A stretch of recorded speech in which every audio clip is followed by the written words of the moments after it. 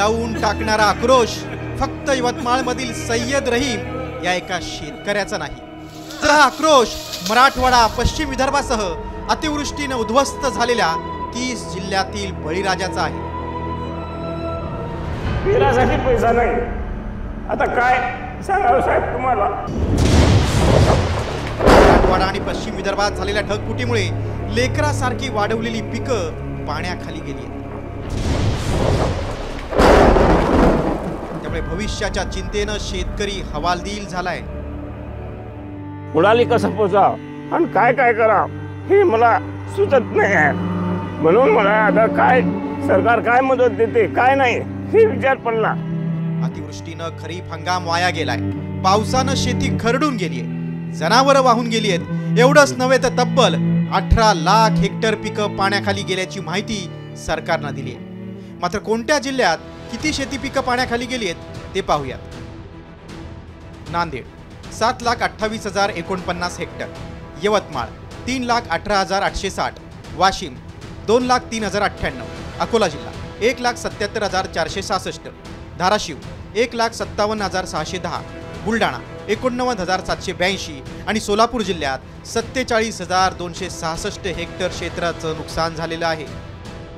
अतिवृष्टीनं शेतात पाणी साचल्यानं बळीराजाच्या तोंडचा घास हिरवला गेलाय। त्यामुळे उद्ध्वस्त झालेल्या शेतकऱ्याला आधार देण्यासाठी मायबाप सरकारनं ओला दुष्काळ जाहीर करण्याची मागणी विरोधकांनी केली आहे।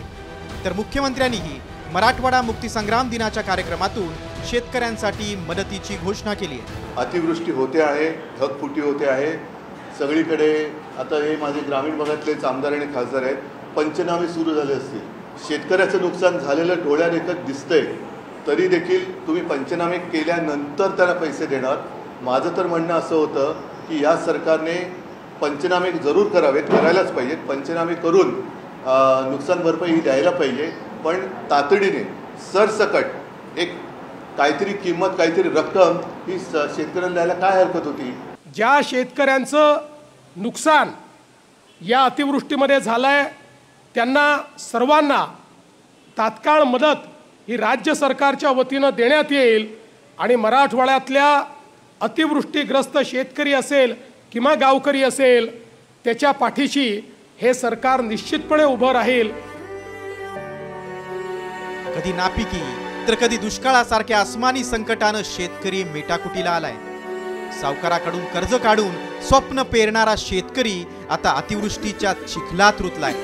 त्यामुळे मायबाप सरकारनं फक्त आश्वासन आणि घोषणांचा पाऊस न पाडता थेट ओला दुष्काळ जाहीर करून बळीराजाला धीर देण्याची गरज आहे।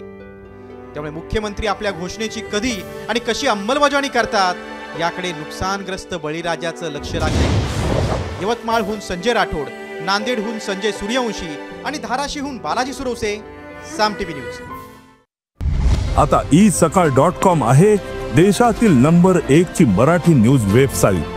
प्रत्येक अपडेटसाठी isakal.com ला नक्की भेट द्या।